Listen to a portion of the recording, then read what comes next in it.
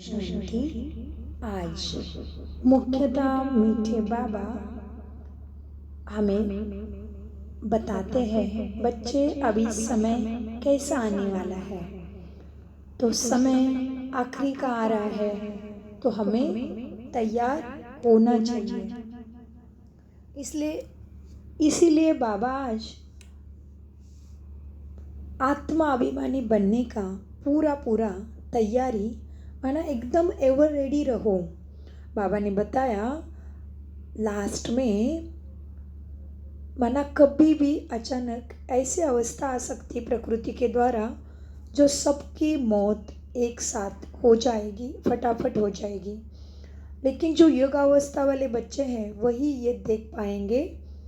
और बाबा ने बताया जो भी होना है, मिसाइल्स है और नेचुरल कैलामिटीज़ है, सागर से पानी आएगा, सागर उछलेगा, बर्फ़ बनेगा, जो मनुष्य तुरंत मर जाएंगे। माना मिरवा मौत मल्लू का शिकार, माना फट से मृत्यु हो जाएगी, ज़्यादा तड़पन नहीं होगी। तो सभी की वानप्रस्थ अवस्था है।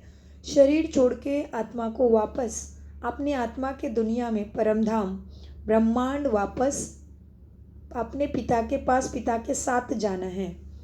इसलिए बाबा कहते हैं बच्चे सभी की वानप्रस्थ अवस्था है।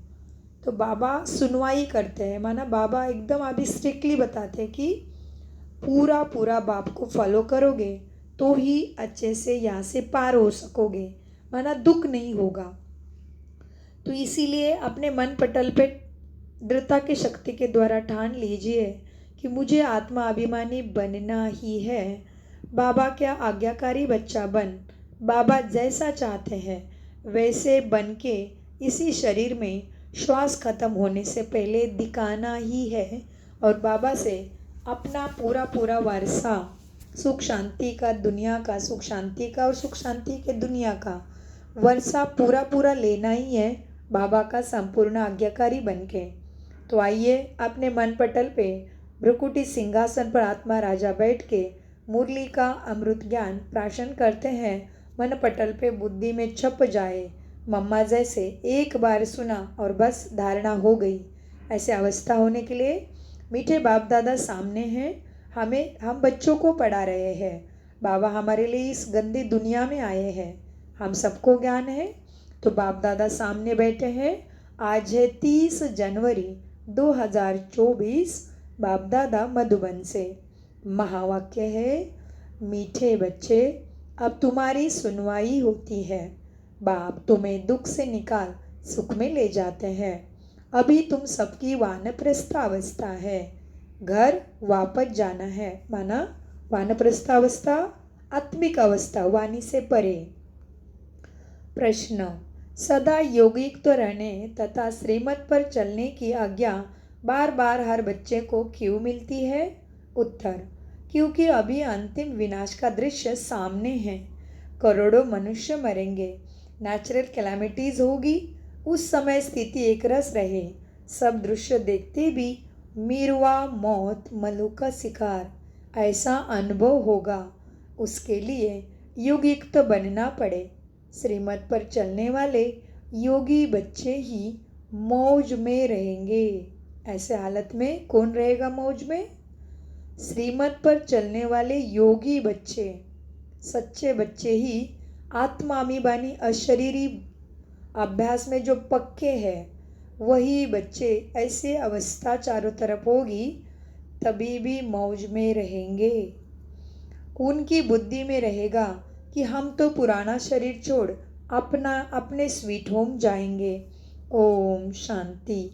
रूहानी बच्चों से रूह रिहान करते हैं अथवा रूहों को समझाते हैं, क्योंकि रूहों ने भक्ति मार्ग में बहुत याद किया है उसको।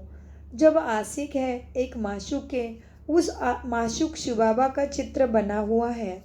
उनको बैठ पूछते हैं उनसे क्या मांगना चाहते हैं, पता नहीं है।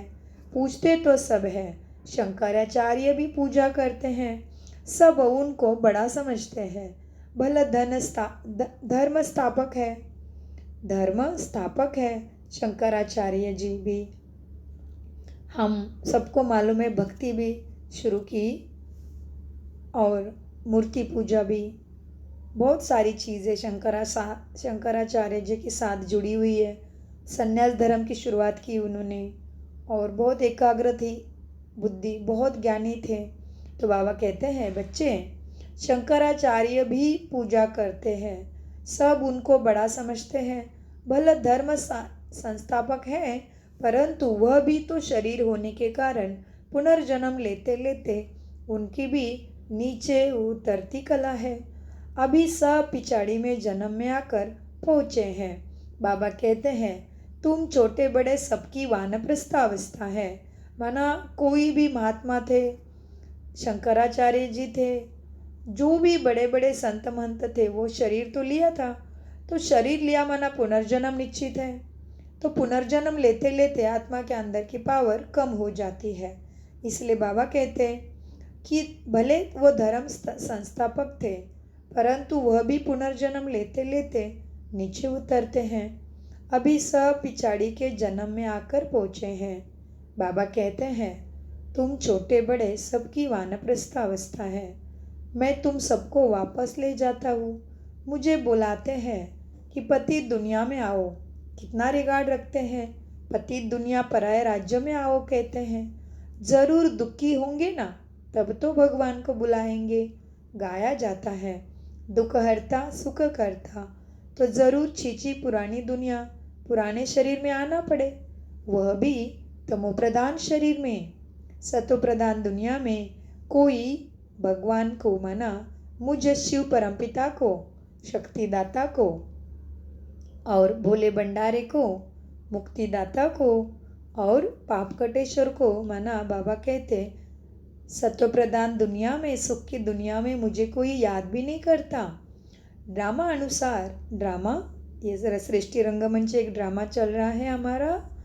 तो बाबा कहते ड्रामा अनुसार सबको मैं सुखी बना लेता हूँ। बुद्धि से काम लेना है। सतयुग में ज़रूर आदि सनातन देवी देवता धर्म होगा, और सत्संगों में तो सिर्फ शास्त्र पढ़ते पढ़ते नीचे उतरती कला ही हो गई। आत्मा में सद्गति सद्बुद्धि तो नहीं आई, और ही आत्मा क्या हुआ, काम क्रोध ईर्ष्या द्वेष लोभ मोह में फंसती चली गई। तो बाबा कहते और सत्संगों में तो सिर्फ शास्त्र पढ़ते पढ़ते नीचे उतरते जाते हैं। दलदल में पड़ने वाले दुखी होते हैं। यह है ही दुख धाम। वह तो आने वाली दुनिया, हेवन, पैराडाइज, स्वर्ग, सुखधाम है। बाप कितना सहज करके समझाते हैं। बाबा कहते मैं कितना सहज समझाता हूँ। शास्त्रों में एक एक श्लोक का एक शब्द भी समझ में नहीं आता है, राइट।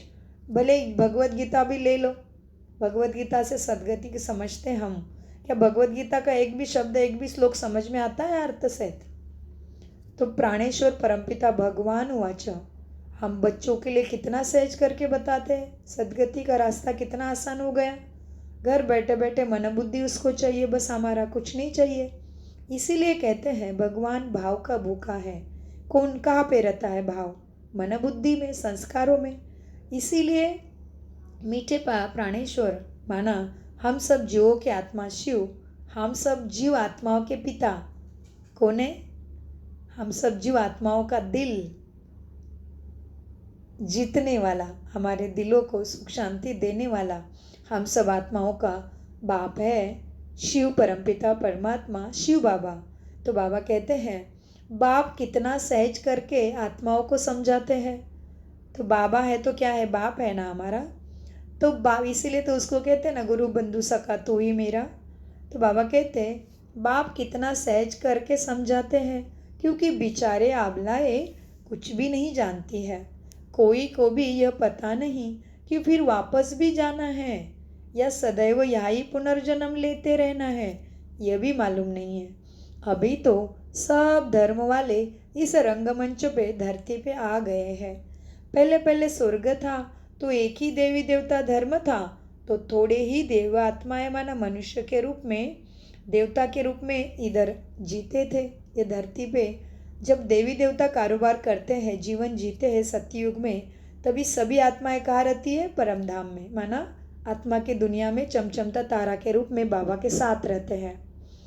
तो मीठे बच्चों को जैसे देखो, आज भी कोई वीआईपी रास्ते से जाएगा तो क्या सारी आत्माएं नित्य जैसे रास्ते पे चल सकती है क्या? नहीं, सबको अपने अपने साइड देना पड़ेगा, या अपने अपने जगह पे रहो, या जहाँ पे वहाँ पे रहना पड़ेगा, क्योंकि बड़े आदमी जा रहा है तो सारे रास्ते बंद किए जाते हैं। हाँ, तो ये तो हो गई इस दुनिया के रास्तों की बात। और यहाँ पे बता रहे बाबा, इस दुनिया के राज्य करनी, दुनिया में इस रंगमंच पे, इस धरा पे राज्य करने की बात। तो बाबा कहते क्या है, पहले पहले स्वर्ग था तो एक ही धर्म था, तो अब तो सब धर्म यहाँ है, तो सभी धर्मों वालों ने पुनर्जन्म लेके यहाँ पे सब आत्मा इस धरा पे आ गया अभी ऊपर से। तो इसलिए बाबा ने याद दिलाया, पहले पहले स्वर्ग था तो एक ही धर्म था, सारा चक्र तुम्हारे बुद्धि में है, कोई और की बुद्धि में ये बातें रह भी नहीं सके। वह तो कल्प के आयु ही लाखों वर्ष कह देते हैं, कहते हैं कलयुग और 40,000 वर्ष है, ऐसे तो हो नहीं सकता, सबको ही वापस जाने का समय हो गया है। इसको कहा जाता है घोर अंधियारा। अभी भी कल्प की आयु लाखों वर्ष कह देना ये घोर अंधियारा है, अज्ञान है। बाबा कहते हैं बच्चे, ज्ञान है घोर सोजरा, माना सदगति के लिए सद्बुद्धि।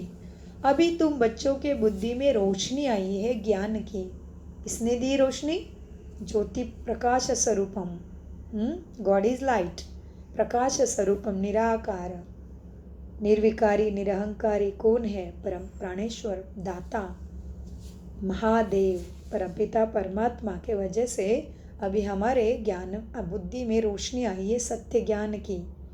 तो इसलिए बाबा कहते हैं अभी तुम बच्चों के बुद्धि में रोशनी है, तुम कोई मंदिर आदि में जाएंगे तो तुम कहेंगे हम शिव बाबा के पास जाते हैं, ये लक्ष्मी नारायण हम बनते हैं, देवी देवता बनते हैं ना, नहीं तो फिर दिखते तो कितने देवी देवता है हमारे सामने, बहुत गिने चुने हम मूर्तियों को देखते हैं, लेकिन देवी देवता है कितने? 33 कोटि। तो कहाँ जाएंगे बताओ?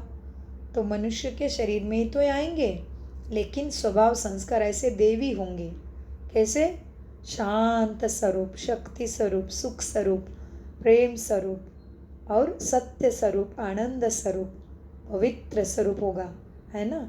तो बाबा कहते हैं ये लक्ष्मी नारायण हम बनते हैं, ये बातें और सत्संगों में नहीं होती, ये सब है भक्ति मार्ग की बातें। अभी तुम रचता और रचना के आदि मध्य अंत को जानते हो। ऋषि मुनि आदि कहते थे हम नहीं जानते हैं, तुम भी पहले नहीं जानते थे। इस समय सारे विश्व में भक्ति है, ये पुरानी दुनिया है, कितने ढेर मनुष्य हैं। सत्ययुग नई दुनिया में एक ही है, अद्वैत धर्म, अद्वैत है ना, वहाँ पे कोई द्वैत दूसरा है ही नहीं। तो सतयुग में क्या है? सतयुग माना क्या? सत्य स्वभाव संस्कार में आत्मा परिपूर्ण रहती है। माना सतयुग के कितने नाम हैं? हेवन, स्वर्ग, पैराडाइस, शिवालय, देवी देवताओं की दुनिया, विष्णुपुरी, वैकुंठवासी, वसुदेव कुटुंबकम, बहुत नाम है सतयुग के। मीठे बच्चों, वैसे तो सारे शब्दों के सिनोनिम समानार्थी शब्द तो बहुत होते हैं ना, तो हम चिंतन करेंगे तो मुंह ऐसा मीठा हो जाएगा। हाँ, तो इसीलिए बाबा कहते क्योंकि ये आने वाली दुनिया है जिसके हमने भगवान को मांग की है, उसी दुनिया में सुख शांति, बहुत हेल्थ वेल्थ हैप्पीनेस सब कुछ रहता है। हाँ, उसी को अमरपुरी भी कहते हैं। कल ही बाबा ने कहा अमरपुरी में तुम जाएंगे, तो आत्मा को वहाँ पे काल नहीं खाता। देव आत्मा अपने शरीर में पूरा आयु जी के फिर शरीर अपनी इच्छा से छोड़ती है वृद्ध होने के बाद। अभी भी तो 100 साल पहले पीछे जाओ, कैसा था? वृद्ध मनुष्य आत्माएं कितना जीते थे हमारे दादा परदादा, उचित आयु प्राप्त करके फिर शरीर जब शरपंजरी हो जाता है, शरीर जब वृद्ध हो जाता है तभी मरते थे ना। और अभी कैसा है? अचानक मृत्यु है, काल सबके सिर पे बैठा है। हाँ, कलयुग है ना, तो काल सबके सामने मंडरा रहा है।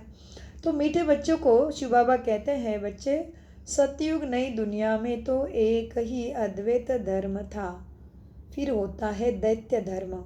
अनेक धर्मों में तालियां तो बजती है, माना मतभेद तो होगा ही, सबकी एक दो में खिटखिट है।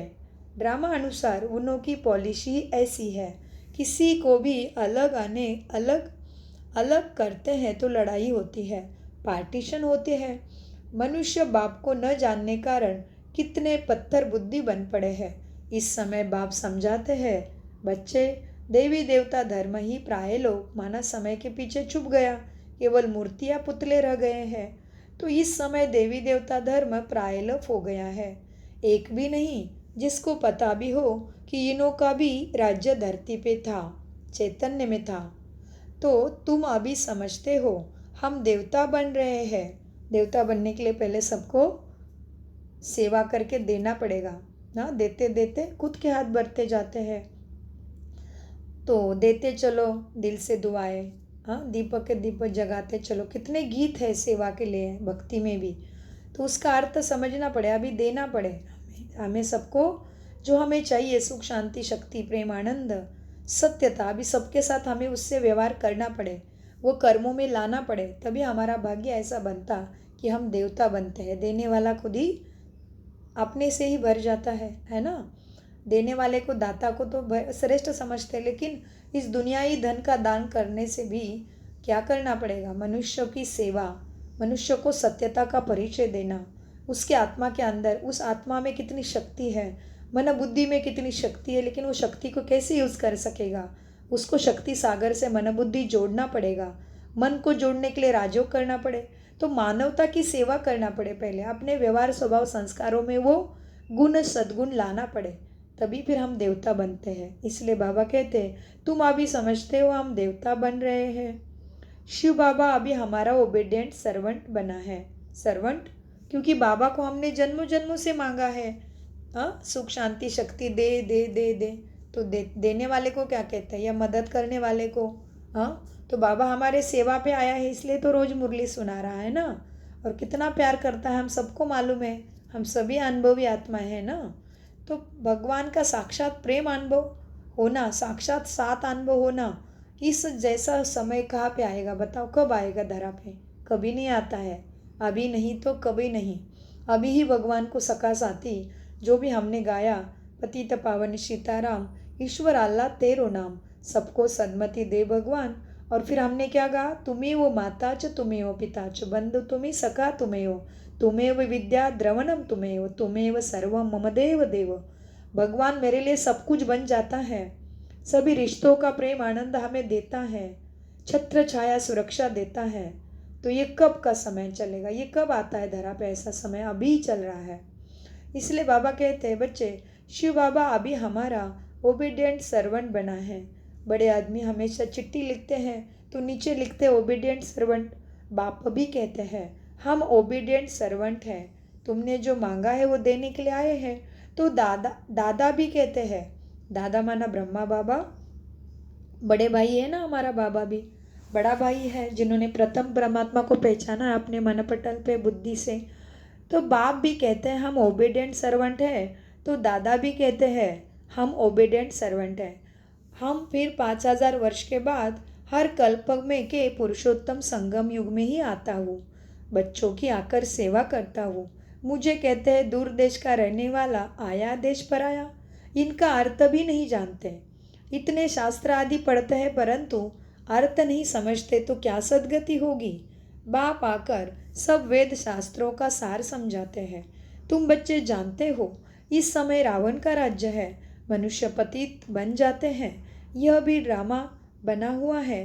तुम बच्चों को दोजक से निकल बहिस्त में, माना बहिस्त शब्द कौन से धर्म का है आपने आप सोचिए।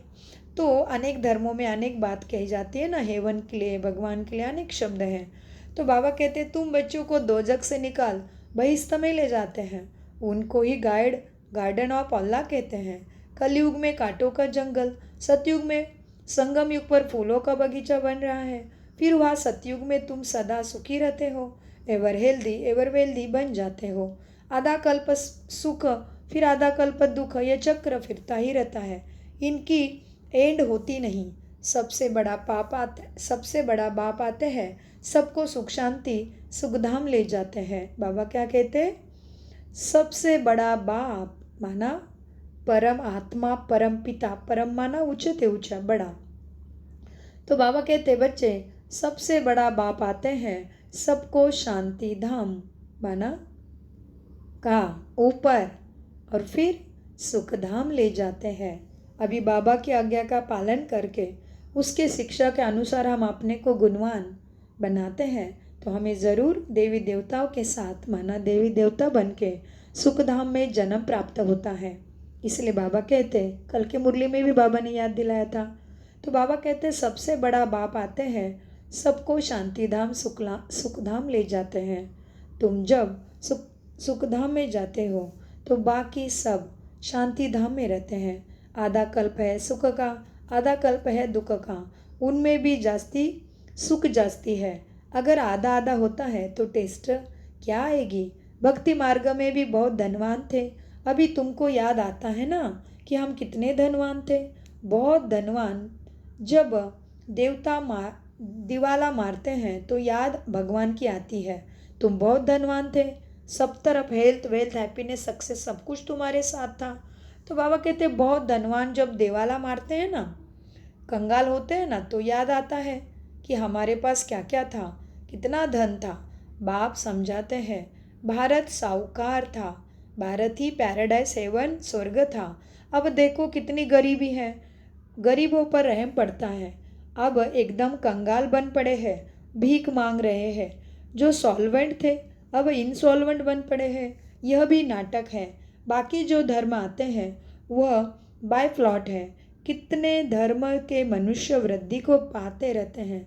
भारतवासियों को ही 84 जन्म है, भारतवासियों के ही 84 जन्म है। एक बच्चों ने और धर्मों का हिसाब निकाल कर बाबा को भेजा था। लेकिन बच्चों, परंतु जास्ती इन बातों में जाने से कोई फ़ायदा नहीं, यह भी वेस्ट ऑफ टाइम हुआ। इतना समय अगर बाप की याद में रहते तो कितनी कमाई हो जाती।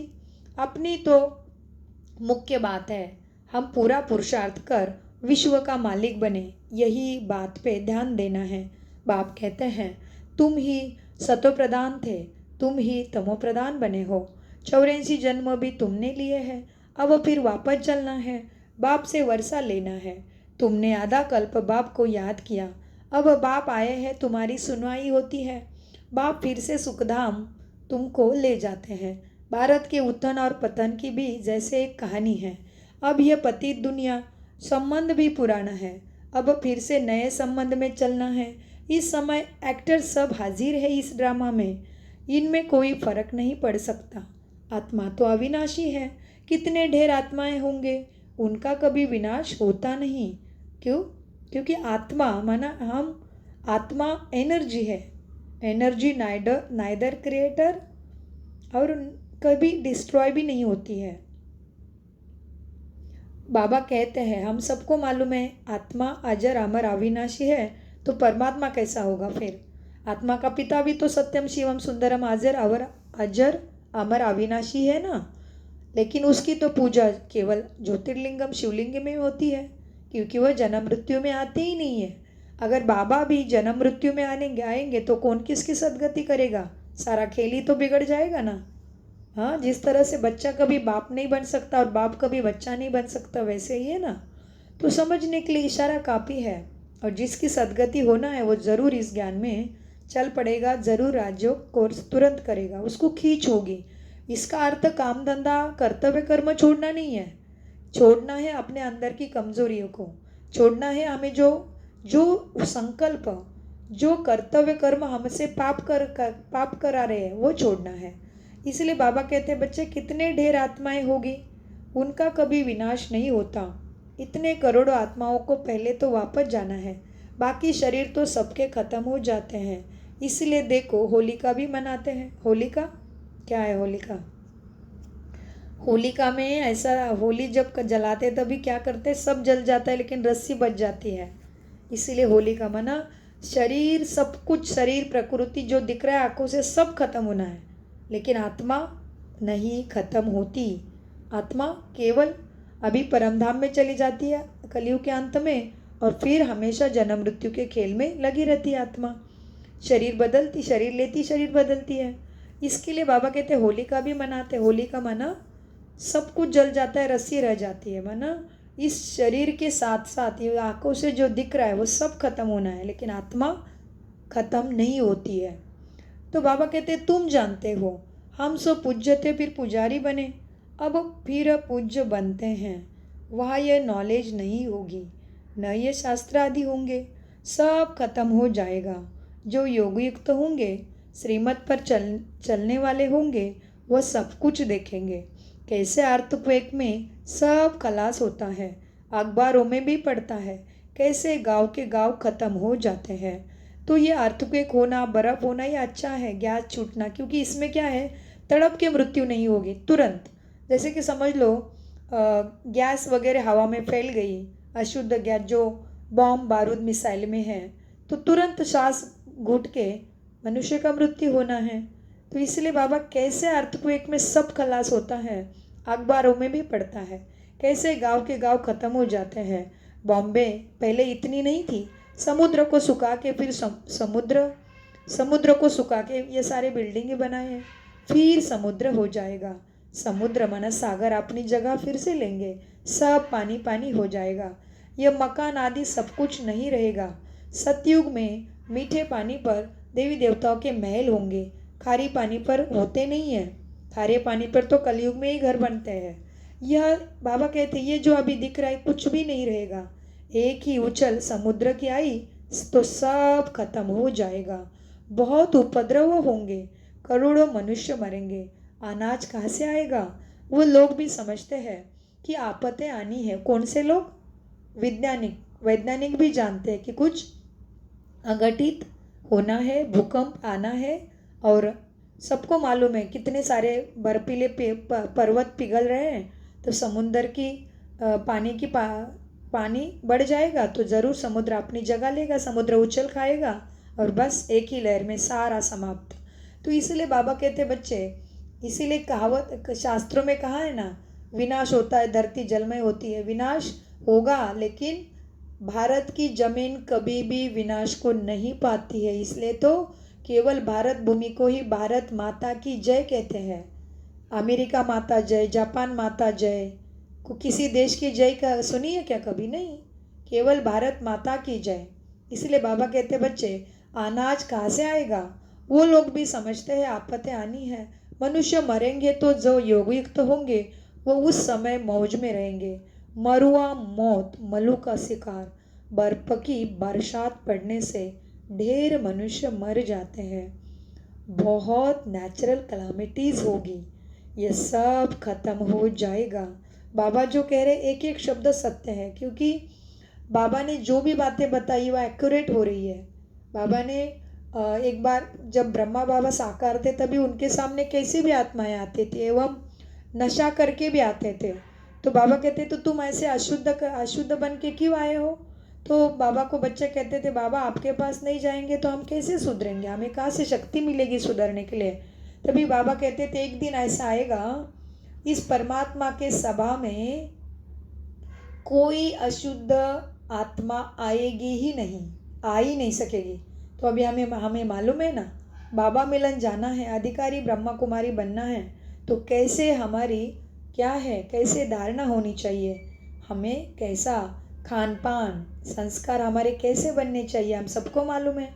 उसके बिना आप मधुबन कितना भी घूम सकते हो, सब तरफ जा सकते हो माउंट आबू में, लेकिन जो परमात्मा मिलन होता है, जिसको बाबा मिलन कहते हैं, अव्यक्त मिलन होता है, उसमें हर कोई उस बैठक में भगवान के सामने नहीं जा सकता। उसकी विधि है। वो क्या विधि है? प्रथम राजयोग करना पड़ेगा, और फिर वो विधि को जान जाओगे तो भगवान के साथ तुम भी भगवान के बैठक में बैठ सकते हो। इसलिए इंद्र की कहानियों में कितनी सारी कथा है, ऐसे शास्त्रों में कितनी कथाएं हैं। ये हमें थोड़ा सा इशारा हर चीज़ का देती है, लेकिन हम शास्त्रों को कभी समझेंगे ही नहीं, क्योंकि इतने कठिन है, इतने संस्कृत भाषा में लिखे रहते हैं। तो इसीलिए अभी तक क्या हुआ, पीढ़ी से शास्त्र पढ़ते आए, लेकिन सदगति नहीं, और ही दुर्गति हो गया, और ही दुख आ गया है, और ही जीवन मूल्य, बच्चों के संस्कार आज हम देख रहे कितना दुख दे रहे बच्चे अपने माता पिता को उनके व्यवहार के कारण। तो ये क्या हुआ, आत्मा की उड़ती कला हो गई क्या उतरती कला हो गई, खुद ही समझो। तो मीठे बच्चों को बाबा कहते हैं, बर्फ की बरसात पड़ने से ढेर मनुष्य मर जाते हैं, बहुत नेचुरल कलामिटीज़ होगी, सब खत्म हो जाएगा। इनको कहा जाता है नेचुरल कलामिटीज़, गॉडली कलामिटीज़ नहीं कहेंगे। भगवान को दोष कैसे दे सकते हैं, गॉड को दोष कैसे देंगे? ये नेचुरल कलामिटीज़ है, प्रकृति अशुद्धि से थक गई है, दुराचार, पापाचार, अत्याचार, बलात्कार, दुष्टाचार, तो सारे बुरे स्वभाव संस्कार से प्रकृति थक चुकी है। तो जहाँ पे आती होता है वहाँ अंत तो होना ही पड़ेगा। जहाँ पे बुराई का आती हुआ है वहाँ पे अंत ज़रूर है। इसलिए बाबा कहते बच्चे सब खत्म हो जाएंगे। इनको कहा जाता है नेचुरल कैलामिटीज़, गॉडली कैलामिटीज़ नहीं कहेंगे। इसलिए भगवान को दोष नहीं देना। हम कहते हैं ना भगवान तुमने ऐसा क्यों किया, भगवान ऐसा क्यों कर रहा है। नहीं, भगवान कैसा कर रहा है ये तो राजयोग से जानो। जो सुख का दाता है वो दुख कैसे दे सकता है। उसको कभी दुख करता कहाँ है क्या? सुख करता दुख हरता कहाँ है? उसको हमेशा मांगा है कि भगवान मुझे सद्गति सद्बुद्धि दे। तो कभी सुना है भगवान ने किसी की दुर्गति कही है? नहीं। हमारे कर्म, हमारे विकारी संस्कार, यही हमें अपना उसका जो भी दुख देते हैं हमारे कर्मों के कारण आता है। तो इसीलिए कोई भी चीज़ दुखदाई होती है तो हम भगवान को दोष नहीं दे सकते। नहीं तो फिर उसको दुर्गति दाता कहते हैं, उसको सद्गति दाता क्यों कहा है? हाँ, दाता है वो, शक्ति दाता है, शक्ति मांगते हैं। जब देखो, जब कुछ हम बीमार वगैरह होता है जब कोई, और बहुत सारे विज्ञान के खोज के कारण बड़े बड़े ऑपरेशन करते हैं, बड़े बड़ी मशीनरी, बड़े बड़े डॉक्टर उसके ऊपर काम करते हैं, और आखिर में डॉक्टर क्या कहता है? हमें जो करना था हमने कर लिया, अभी भगवान के हाथ में है सब। तो क्या करते भगवान को? वो हमारा प्राण लेता, दुख देता तो उसके पास लास्ट में जाते क्या? वो तो हमारा भला करता होगा ना। इसलिए जब हमारे ऊपर पीड़ा आती है तभी सब कुछ करके थक जाते हैं तो किसको हाथ जोड़ते हैं? भगवान को भी हाथ जोड़ते हैं। अंतिम शक्ति, हाईएस्ट शक्ति, परम शक्ति को ही तो मांगते हैं ना। तो वो ज़रूर हमें छुड़ाने वाला होगा। हाँ, इसलिए बाबा कहते बच्चे नेचुरल कैलामिटीज़ को गॉडली कैलामिटीज़ नहीं कहेंगे। गॉड का दोष कैसे देंगे? गॉड को दोष, भगवान को दोष कैसे देंगे? ऐसे भी नहीं कि शंकर ने आँख खोली तो विनाश हो गया। नहीं, शंकर शंका, कौन से शंका का निरसन करता है? शंकर क्यों बिना वस्त्र का बैठे हैं? शंकर के सामने शिवलिंग क्यों दिखाते हैं? शंकर हमेशा ध्यानस्थ क्यों है? सब कुछ जानिए राजयोगा मेडिटेशन द्वारा। तो बाबा कहते ऐसे भी नहीं, शंकर ने आँख खोली तो विनाश हो गया। ये सब है भक्ति मार्ग की बातें। मुसलों के लिए भी शास्त्र में लिखा है, तुम जानते हो इन मिसाइल्स के कैसे विनाश होते हैं। कैसे आग, कैसा जहर आदि सब उसमें पड़ते हैं। बाप समझाते हैं पिछाड़ी में सब फट से मर जाएंगे। कोई बच्चे आदि भी दुखी ना हो, कोई बच्चे आदि भी दुख न हो। इसीलिए नेचुरल कलामिटी से झट मरेंगे। ये सब बना बनाया ड्रामा है। आत्मा तो अविनाशी है, कभी विनाश नहीं होती, ना छोटी बड़ी होती है। शरीर सब खल्लास यहाँ ही होंगे, बाकी आत्माएं सब स्वीट होम में चली जाएगी। बाबा कल्प कल्प आते हैं संगम युग पर। तुम भी इस पुरुषोत्तम संगम युग पर ऊंचे ते ऊंचे बनते हो। वास्तव में श्री श्री शिव बाबा को और श्री इन देवताओं को कहा जाता है। आजकल तो देखो सबको श्री श्री कहते रहते हैं, श्रीमती, श्री फलाना। अब श्रीमत तो एक बाप ही देते हैं। श्री माना श्रेष्ठ ते श्रेष्ठ सदगति की मत, सतबुद्धि को श्रीमत कहते हैं। तो श्रेष्ठ ज्ञान है, अमृतमय ज्ञान है, वो बाबा के द्वारा, परमत नहीं, मनमत नहीं, शास्त्रों की मत नहीं, श्रीमत। श्री माना ऊंचे ते ऊंचे, तो ऊंचा कौन है? परमात्मा शिव। तो बाबा कहते बच्चे सबके नाम के आगे श्री श्री लगाते लेकिन अर्थ तो नहीं जानते। अब श्रीमत तो एक बाप ही देते हैं। विकारों में जाना, क्या यह श्रीमत है? यह तो है ही भ्रष्टाचारी दुनिया। अब मीठे मीठे बच्चों को बाप कहते हैं, बच्चे मन बुद्धि से मुझे याद करो तो आत्मा के अंदर से विकारों की खात कालीमा, पाप कर्मों की कालीमा निकल जाएगी। ग्रस्त व्यवहार में रहते मन बुद्धि से कमल फूल समान पवित्र रहो। सब सो को अब विश्व के आदि मध्य अंत के चक्र का ज्ञान हुआ है। सो को ने आत्मा, सो को स्वयं को माना, सो को अब विश्व के आदि मध्य अंत के चक्र का ज्ञान हुआ है कि अभी कलयुग है, तो कलयुग के बाद सतयुग, त्रेता, द्वापर कैसे आता है सब जान लिया है तुमने। और इसी कलयुग में नहीं, द्वापर में भी नहीं आना है, त्रेता में भी जन्म नहीं चाहिए। कब से जन्म चाहिए? हेवन से, स्वर्ग से चाहिए ना। तो स्वर्ग से चाहिए। सो को गर्व से पहचानो राजयोगा द्वारा। सो को पहचानना पड़ेगा तभी स्वर्ग में आओगे। तो स्वर्गवासी बनना तो सबको पसंद है ना। तो स्वर्ग में निवास करने के लिए, स्वर्गवास करने के लिए या स्वर्ग में आने के लिए प्रथम सो को जानना पड़े। वो राजयोगा द्वारा जान सकते, राजयोगा मेडिटेशन। तो बाबा कहते हैं सो को अब विश्व के आदि मध्य अंत के चक्र का ज्ञान हुआ है, परंतु यह जो देवी देवता वाले अलंकार है ना, तुमको नहीं दे सकते। तुम हो ब्राह्मण, ब्रह्मा समान। अभी हमारी है वैराग्य अवस्था, तो इसलिए ब्राह्मणों को केवल चोटी दिखाते, माना एंटीना, माना कनेक्शन, हमेशा मन बुद्धि का कनेक्शन, मन बुद्धि का कनेक्शन बाबा के साथ, माना पावर हाउस के साथ मन लगाना, माना मन बना भाव। तो इसलिए बाबा कहते परंतु ये देवी देवता के अलंकार तुमको नहीं दे सकते अभी। आज तुम अपने को स्वदर्शन चक्रधारी समझते हो, कल माया थप्पड़ लगा दे तो ज्ञान ही उड़ जाए।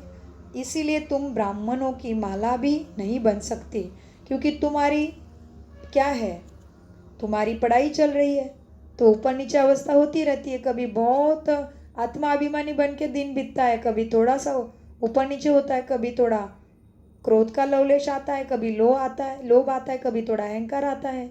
तो माया क्या करती है, विकार थोड़ा बहुत ऊपर नीचे करते हैं। इसलिए बाबा कहते ब्राह्मणों की माला भी नहीं बनते। जैसे 108 की माला भक्त जपते हैं, कितनी माला है, अष्टरत्नों की माला, नवरत्नों की माला, 108 की माला, 16,108 की माला, फिर 33 करोड़। तो बाबा कहते बच्चे तुम स्वदर्शन चक्रधारी हो। तो स्वदर्शन चक्र कैसा घूमता है मालूम है ना?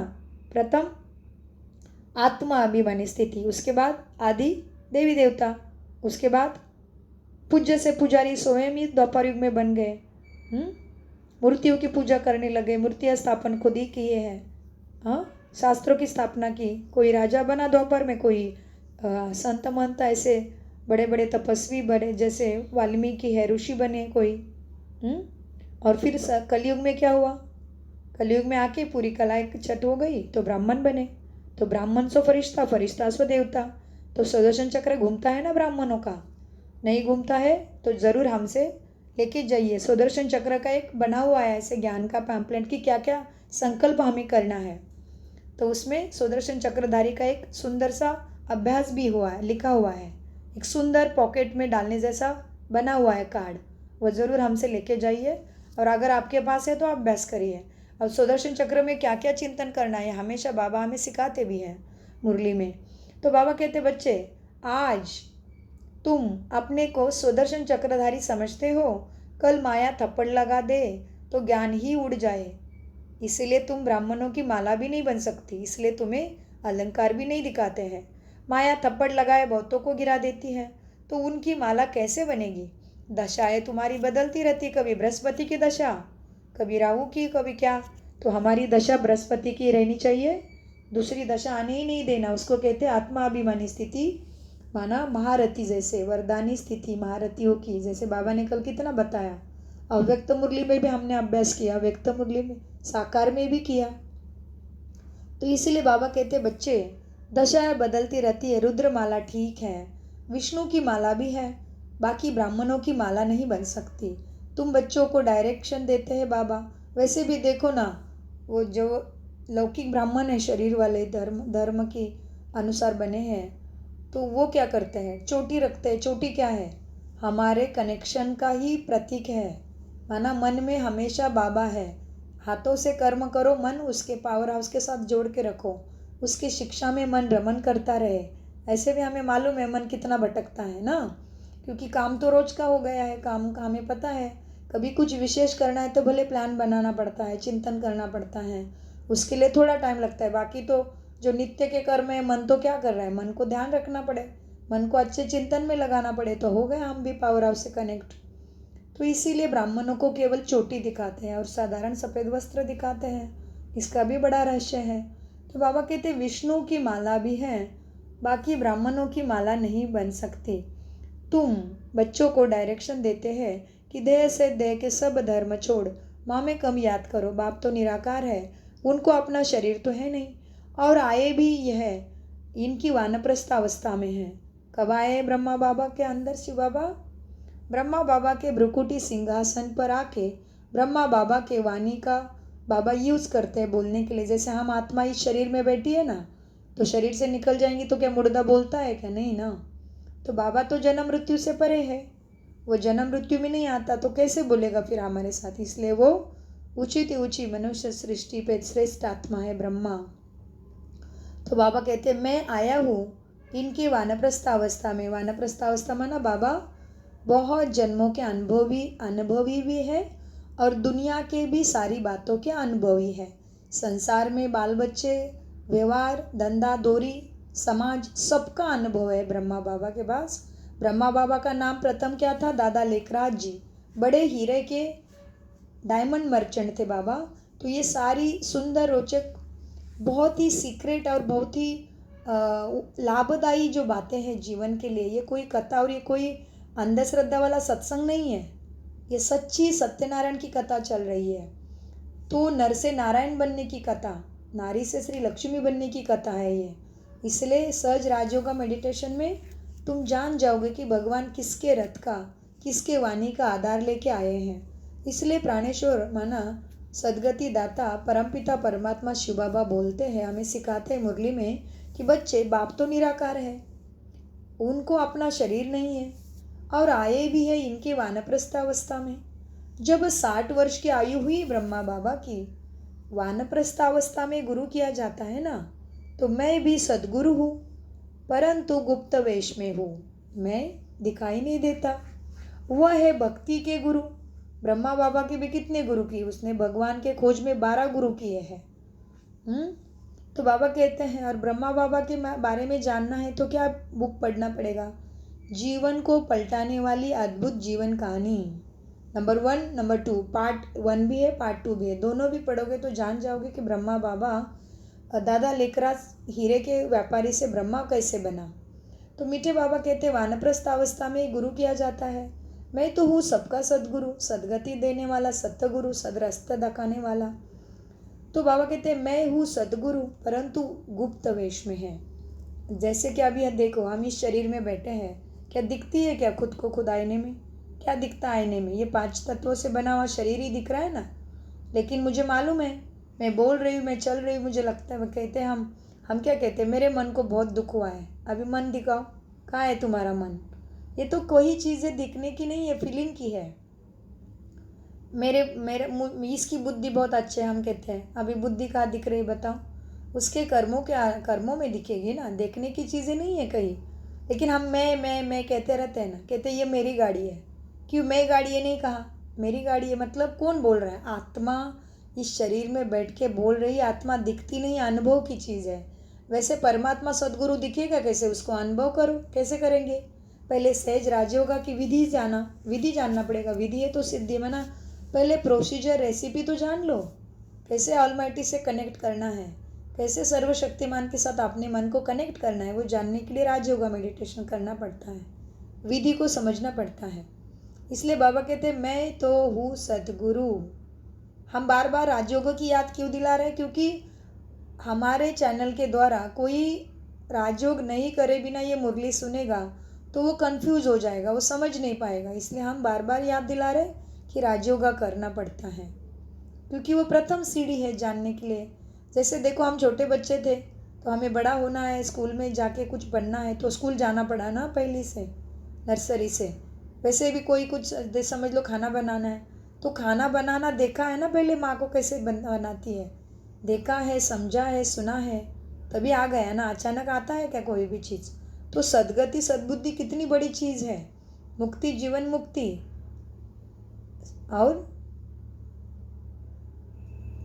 क्या चाहिए? और मुक्ति चाहिए, जीवन मुक्ति चाहिए, सद्गति सद्बुद्धि चाहिए, हेल्थ, वेल्थ, हैप्पीनेस, सक्सेस चाहिए।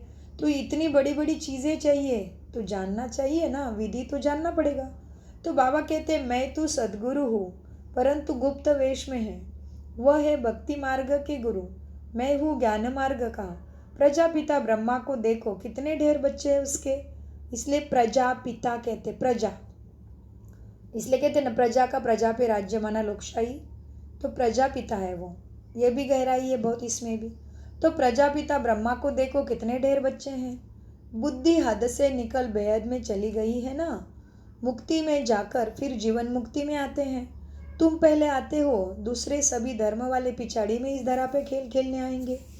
हर एक को पहले सुख फिर दुख भोगना पड़ता है, क्योंकि एक बार तुम जीवन के खेल में आते हो तो ऊपर नहीं जाते हो। यही आत्मा जन्म मृत्यु का खेल खेलती है। जब तक परमपिता परमात्मा कलयुग के अंत में हमें लेने नहीं आता है, तब तक हम कोई वापस परमधाम नहीं जा सकते। इसीलिए कितने कल्प से साधु संत ऋषि मुनि ब्रह्म में लीन होने की इच्छा करके ध्यान तपस्या करते हैं, हमें मालूम है ना।